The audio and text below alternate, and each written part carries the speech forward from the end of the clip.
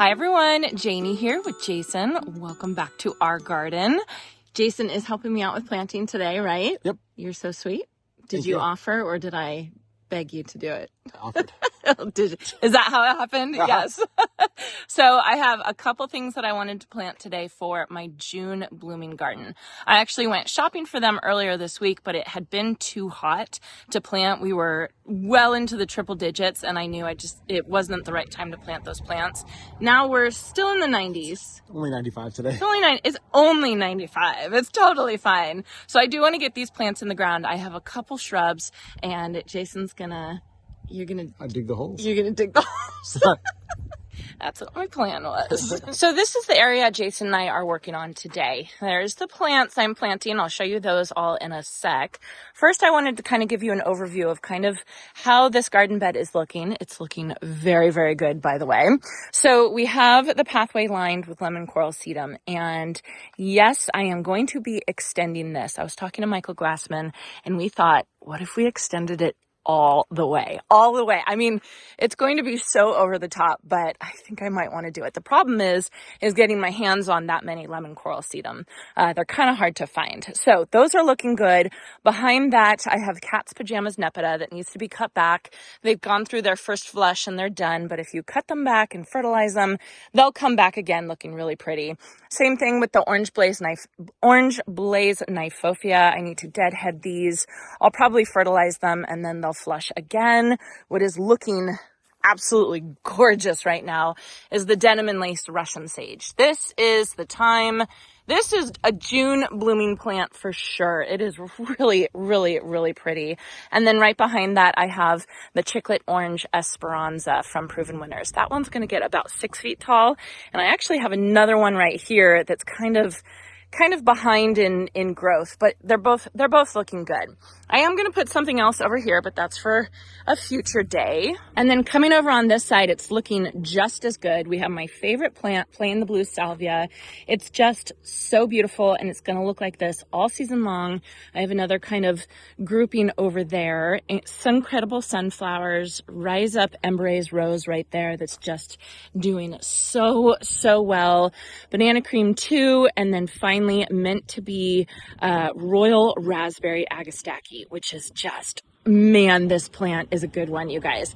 I've also tried the meant to be Queen Nectarine, which is very pretty. I like that one as well, but the Royal Raspberry is just, it is a showstopper. I actually saw this one at the display gardens at Walter's Gardens, and that's how I knew that I wanted to try that one, because I actually saw it and then went and looked up the name of it and then, you know, had to have it, of course. So coming over by the fig tree, some things that are not doing so well is this poor fuchsia under here. It's a California fuchsia. This one's doing fine. That one is getting scorched, and that one is about dead. So I think it's just getting too much afternoon sun. I didn't realize that this spot got so much afternoon sun. So yeah, I think I'm gonna move these. Oh, I mean, I feel like it's kind of too late. I'll probably try and move that one. And then on the other side of the pathway, we have the Evolvulus XL Blew My Mind, or Blew My Mind XL. That's looking fantastic. And then also this Calendrina Spectabulous. This is going to be a showstopper as well right here once it completely fills in. Where my blank spot is right over here by the hose link. It's a useful spot because this hose link is on a like a swivel thing, so you can take it both ways. So I have to be really careful about what I plant here because I want to be able to take the hose that way, and I also want to be able to take the hose this way. But I do want to plant things around here because it doesn't look great. It's not the prettiest thing in the garden. I mean, I think it's fine because it blends in with my fence, but I still want to plant some things around it. So I think I'm going to be planting my June blooming garden around the hose link today. By the way, this is the quick connector. If you guys aren't familiar with that, this is Jason. I love that thing. You love that thing, right? Amazing. Can you show them how it works? Yeah. Okay. He talks about this all the time. So instead of having to screw something on, you just do this and you turn it and that's it. And then you're done. And you're done. Yeah. So it doesn't seem like it's a big deal unless you have one wand that you need to move from hose link to water things like I was doing a month ago. Yeah. And then it saves so much time not to have to unscrew and screw again. And Yeah. it's like saves so much time and annoyance. Yeah. You go off about these quick connectors. You're so funny. What you love, like what you find really great is just so interesting. Efficient. Okay, so as for the plants, these are what I consider my June blooming plants. So every month this year, I'm going to the garden center and I'm picking plants that are in full bloom, like the Russian sage. And so that way, next season, I can go each month, I will have a plant that I know is going to be blooming. Now, May, June, July, it doesn't, like everything's in bloom. Everything's looking beautiful. So it's not that big of a deal, but I still wanted to kind of keep it going so that once we get to November, December, I can still keep it up and keep my monthly blooming garden going. So for this month, I thought the perfect thing, well, I already had Russian sage, so I didn't have to worry about that, but I wanted this Cape Plumbago. This is the Imperial Blue variety, and it is so pretty. It is so pretty. We have this all over our area. It is very drought tolerant. It is very heat tolerant. It grows to about 6 feet tall and then it spreads. So it can spread up to like 10 feet wide. So you can prune it. It does bloom on new wood. So you have to prune it right after it finishes blooming, or early spring before it sets its buds. But it's just such an easy thing to take care of. At my last property, we had a whole hedge of these and we ended up taking them out because they were kind of taking over. And it was just a small garden bed and I really wanted to use that garden bed for other things. So we ended up taking them out and transplanting them to another place. And then I started, growing them up a wall as an espalier. So they say that you can espalier them. I haven't driven back over there to see how it's doing. I really should drive back and see how it's doing. But it's just such a fabulous plant. It's just a plant that I had to have in my Best for the West garden, which is what this orchard garden bed is. It's all plants. I'm only putting plants in it that can handle our heat, our dry heat here in the West Coast, Western states, so that it's a good example for everybody who lives in the same conditions that I have of what plants to get. So another plant to get that you absolutely should get is Buddleia. Buddleias are just incredible. They can handle the heat. They bloom for so long. And one that I love is Miss Molly. Now I already have one of these in my orchard, my Best for the West garden, but I want to repeat it. So I got 2 more just so that we can repeat it throughout the garden. I think that'll look really pretty. Then the third variety of plants that I got is this white pillar rose of Sharon from Proven Winners. Now I had 2 people that had this in their gardens I just saw it and I was jealous. I just got jealous. I'm going to admit it. I just got jealous. It is a beautiful plant. So it's relatively narrow. It's only about 4 feet wide, but it gets 10 to 12 feet tall. So it really, really is a showstopper, especially with these semi-double white blooms right here. They're just so pretty. And Rose of Sharon absolutely can handle the heat. Rose of Sharon has a tap root. And so what that is it's a really deep root that can get the water deep down in the ground. That's why it can handle the extra or the drought conditions and the extra heat. And then Buddleia has a very fibrous root system along with Plumbago. It has a very, very massive root system. Jason and I can attest to that, right? When we moved it remember how hard that was? Oh my gosh. So these 2 plants have incredible root systems so they can handle the heat and they can handle the drought conditions and they're going to be perfectly, perfectly happy. So what I'm going to do is I'm going to set them out where I want them. I do have, is this almond, Ben? That's almond, right? Yeah. Yeah. So I do have this almond tree that I kind of got to work with a little bit.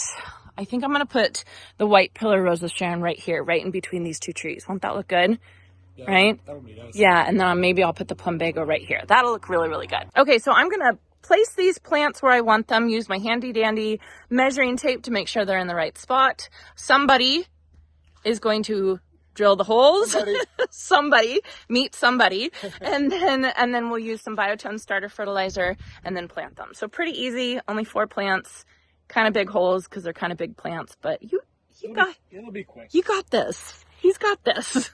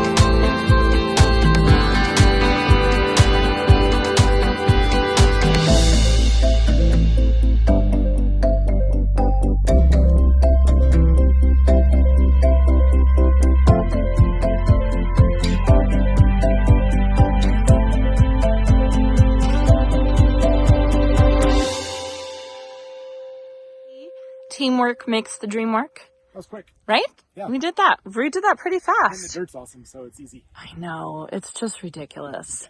So we need to start going to the dump to get compost. That's right. Right? We haven't done that yet. Yeah.